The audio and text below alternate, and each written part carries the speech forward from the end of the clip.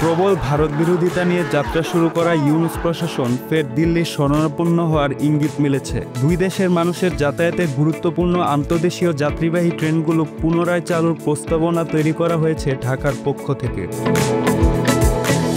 বাংলাদেশ ও ভারতের মধ্যে চলাচলকারী আন্তর্দেশীয় যাত্রীবাহী ট্রেন মৈত্রী এক্সপ্রেস, বন্ধন এক্সপ্রেস এবং মিতালি এক্সপ্রেস গত 15 মাস ধরে বন্ধ রয়েছে। এই বন্ধ থাকা পরিস্থিতি শুধু যাত্রীদের ভোগান্তি সৃষ্টি করছে না, বরং দুই দেশের পারস্পরিক যোগাযোগ, ব্যবসায়িক সম্পর্ককেও প্রভাবিত করছে বলে মনে করছেন ব্যবসায়ীরা।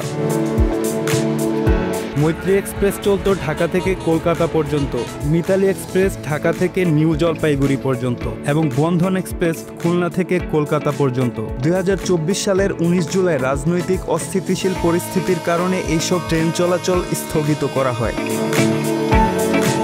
বাংলাদেশ রেলওয়ে ইতিমধ্যে 2 দফায় ভারতকে চিঠি পাঠিয়েছে যাতে এই ট্রেনগুলো পুনরায় চালু করা যায়, কিন্তু ভারতের পক্ষ থেকে কোনো উত্তর বা কার্যকর প্রতিক্রিয়া পাওয়া যায়নি। এর ফলে চিকিৎসা নিতে যাওয়া সাধারণ যাত্রী, ব্যবসায়ী ও পর্যটকরা বড় ধরনের অসুবিধার মুখোমুখি হচ্ছেন।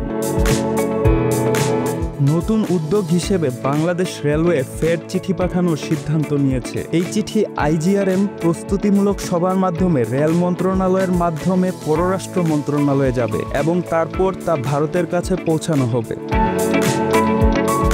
IGRM বা আন্তঃসরকার রেলওয়ে সভা হলো দুই দেশের রেলওয়ে যোগাযোগ নিয়ে প্রতি বছর অনুষ্ঠিত হওয়া একটি গুরুত্বপূর্ণ ফোরাম। আগামী 38তম IGRM 2026 সালের মার্চে ঢাকায় অনুষ্ঠিত হওয়ার কথা।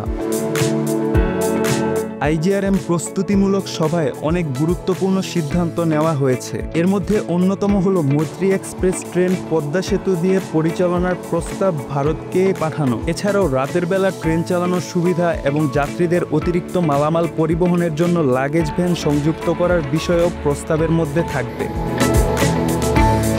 রাজশাহী কলকাতা ট্রেন চালানোর বিষয়ে অনুমোদনের জন্য একটি প্রস্তাবও রেল মন্ত্রণালয়ে পাঠানো হবে। বন্ধন এক্সপ্রেসের জন্য খুলনা স্টেশনে প্রয়োজনীয় অবকাঠামো নির্মাণ সহ কাস্টম ও ইমিগ্রেশন কার্যক্রম সম্পন্ন করার সিদ্ধান্ত নেওয়া হয়েছে। একই সঙ্গে আলাদা ভিসার মাধ্যমে যাত্রীদের যাতায়াত সহজ করার জন্য মোদি সরকারকে চিঠি পাঠানো হবে।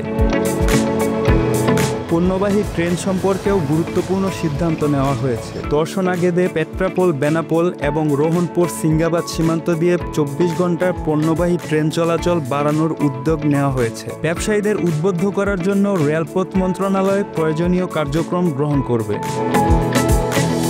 তবে সব পরিকল্পনার মধ্যে রয়েছে বড় একটি চ্যালেঞ্জ। ভারতের নিরাপত্তা সংক্রান্ত কারণে তারা এখনও আন্তর্দেশীয় যাত্রীবাহী ট্রেন চালানোর ব্যাপারে তেমন আগ্রহ দেখায়নি। বিশেষ করে পর্যটন ভিসা বন্ধ থাকায় সাধারণ পর্যটক ও ব্যবসায়ীদের যাতায়াত সীমিত। তবে জরুরি চিকিৎসা ভিসা প্রক্রিয়ার কিছু সুবিধা দেওয়া হচ্ছে।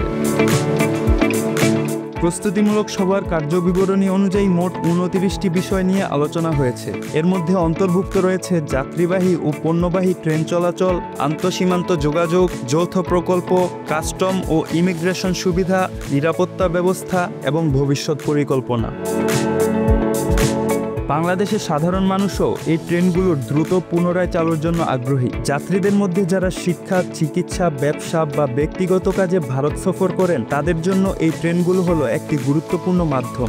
বন্ধ থাকা অবস্থায় তারা অনেক সময় বিমান বা সড়কপথ ব্যবহার করতে বাধ্য হচ্ছেন, যা ব্যয়বহুল এবং ঝুঁকিপূর্ণ। বিশেষজ্ঞরা বলছেন, দূরদর্শী পরিকল্পনার আওতায় পদ্মা সেতু দিয়ে ট্রেন চালু হলে যাত্রীদের সময় বাঁচবে এবং যাত্রার মানও বাড়বে। লাগেজ ভ্যান সংযুক্ত করলে যাত্রীদের অতিরিক্ত মালামাল বহন করা সহজ হবে। খুলনা কলকাতা রুটে কাস্টম ও ইমিগ্রেশন অবকাঠামো উন্নত করা হলে আন্তর্জাতিক ট্রেনের কার্যক্রমও নির্বিঘ্ন হবে। সারসংক্ষেপে বলা যায়, বাংলাদেশের রেলওয়ে সব ধরনের প্রস্তুতি নিয়েছে। চিঠি, প্রস্তাবনা, অবকাঠামো ও পরিকল্পনা সবকিছু প্রস্তুত। এখন মূল চ্যালেঞ্জ হলো ভারতীয় পক্ষের সহযোগিতা। রাজনৈতিক অস্থিরতা ও নিরাপত্তার জটিলতার মধ্য দিয়ে হলেও এই আন্তর্দেশীয় ট্রেনগুলো পুনরায় চালু হলে দুই দেশের জনগণের জন্য এটি একটি বড় সেবা হবে। সাকিব আল হাসান, বাংলা অ্যাফেয়ার্স, ঢাকা।